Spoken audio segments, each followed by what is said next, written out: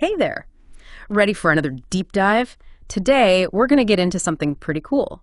We're diving into the Ligurian language. Ooh, Ligurian. Oh. I'm excited to dig into this one. I know, right? And I bet some people are like, Ligurian, isn't that just like some kind of Italian dialect? Right. But let me tell you, there is so much more to it. Oh, absolutely. We're talking about a history that goes way beyond Italy even. France, Monaco, there are even islands near Sardinia that have connections to this language. I had no idea. We even found some stuff about Ligurian near Gibraltar. You're kidding. I know, it's wild. And get this, we're not just talking about boring old textbooks for this deep dive. Even better. We've got maps, historical accounts, linguistic analyses, even some poetry. Oh, wow. Poetry in Ligurian. I can't wait to hear more about that. Yeah, so buckle up. It's going to be a wild ride as we uncover the secrets of the Ligurian language. Alrighty.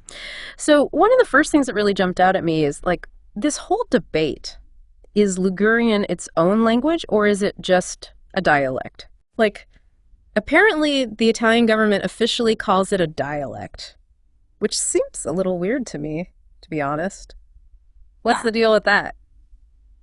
Yeah, you've touched on a really, really fascinating and honestly complicated issue. Yeah. Because the line between language and dialect, it's blurry. Yeah. It's not always about the words themselves, right? It often becomes about politics, culture, history. All of these things kind of get wrapped up in the discussion. Yeah.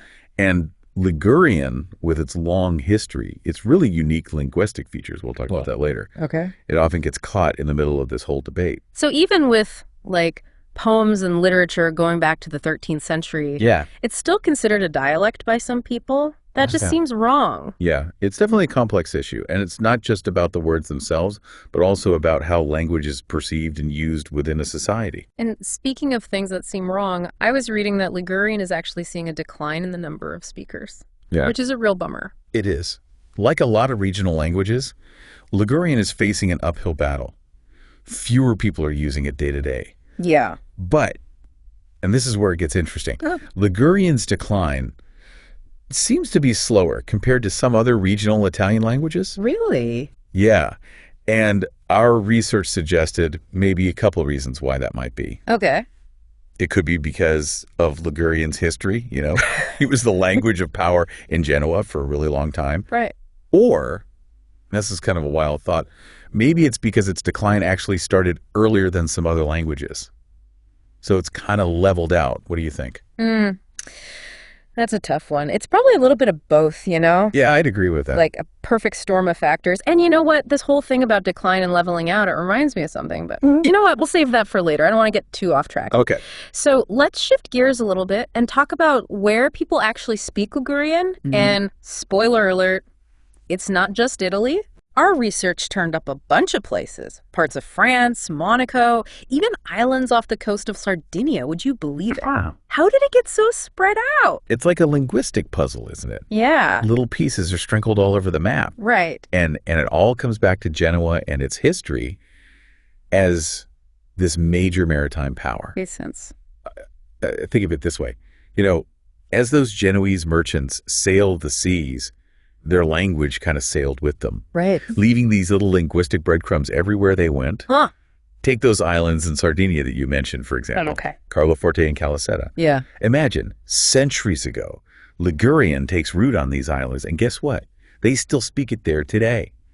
Thousands of miles from where it all began. That is wild. Seriously, those islands sound like these little pockets of history frozen in time. It's like stepping back centuries. It really is. Yeah. It shows how language can connect us across time and space, and how even a language that seems small or isolated can have this huge story behind it. Totally. Okay, so we've talked about where it's spoken, but what about the language itself? Now, full disclosure, I might have gotten a little lost trying to understand some of the technical terms in our research. Oh, I know. Linguistics can get pretty jargony. It can. So could you break down what makes Ligurian unique, you know, in a way that even I can understand? Absolutely. So Ligurian is part of the Gallo-Italic family of Romance languages. Okay. Which means it's related to languages like Lombard and Piedmontese spoken in regions near Liguria. Gotcha. But here's the thing. It has a Gallo-Italic base, but it also has some very distinct Italian characteristics. Oh, interesting. So, for example, Ligurian uses some vowel sounds and grammatical structures that are more common in Italian than in other Gallo-Italic languages. So it's like a blend. Exactly. It took a little from column A and a little from column B and created its own thing. A true linguistic innovator. But where did all these unique features come from? Did they inherit some cool stuff from the ancient Ligurians, the ones who were there before the Romans? That's a question that has puzzled linguists forever. Oh, no. Unfortunately, there's no easy answer. Bummer. We have a few place names and names of people that survived from ancient Ligurian, but not enough to really put the pieces together or say for sure if it connects to modern Ligurian. So no time travel to solve this one, huh? Not that we know of. Okay, well, our research did uncover some really cool things about modern Ligurian. Like, I was really intrigued by the way they pronounce you. It's unlike anything I've ever heard. It's very distinctive. And then there's that U sound, which I know from Spanish. Ah, yes. That U sound is a real hallmark of Ligurian. And you're right, the U, or the velar nasal, it's a cool example of how languages borrow sounds from each other. Like linguistic exchange students. Exactly. You find it in Spanish, Portuguese, a few other Romance languages. It really shows how interconnected everything is. In fact, how about we try pronouncing a Ligurian word or two? I'm game, though full disclosure, I cannot promise fluency here. How about we try the word for city? I saw it written as, oh boy, sitike. That's a good one. It's got both the kick they use for that special E sound and the ek, which is a specific Ligurian A sound. Go for it. Okay. Deep breaths. City. How'd I do? Not bad at all. You even got that A diphthong. You're on your way to being a Ligurian speaker. You know, I've always wanted to be bilingual, even if it's just one word at a time. But speaking of words, we can't forget about the amazing literary history of Ligurian that we found. Poems, plays, all going back centuries. That's incredible. Tell me about these Ligurian writers. Oh, Ligurian literature is fascinating. There's so much to explore. For instance, there's Lucetto, sometimes called the Genoese Anonymous. Ooh, mysterious. Right. Yeah. We don't know much about him, but he was a poet from the 13th century, and his work gives us this amazing glimpse into Ligurian life at the time. Wow. Then we have Martin Piaggio, a playwright and poet who lived during Genoa's golden age. Fancy. His works are full of the energy of that time and reflect the power and influence Genoa had. I bet. And of course, there's Gian Giacomo Cavalli, who was amazing at writing in both Ligurian and Italian. Oh, wow. He really moved between those two linguistic worlds effortlessly. That's amazing. It makes you realize that these poets and playwrights, they weren't just writing words down, they were capturing a whole culture. Absolutely. It makes you realize that language is so much more than just communication. It's a powerful way to keep history alive, to hold on to your identity, and feel a sense of belonging, especially for communities whose languages aren't always recognized or valued. You know, it's really amazing when you think about it. We started off with this simple question. What is Ligurian? It seems so straightforward, right? I know. And look where we ended up. We went on this whole journey through history, geography, culture. And linguistics. Don't forget about all the cool language stuff. Oh, right. All the nitty-gritty linguistic details. But that's what makes it so fascinating. Ligurian, this language that most people have probably never even heard of, showed us that even something seemingly small can have a story that's just epic. It's about more than just words. Definitely. It really highlights how important it is to pay attention to all languages, even the ones that don't always get the spotlight. Exactly. Diversity is a good thing, right? Absolutely. Yeah. Every language has its own unique beauty and offers a different way of looking at the world.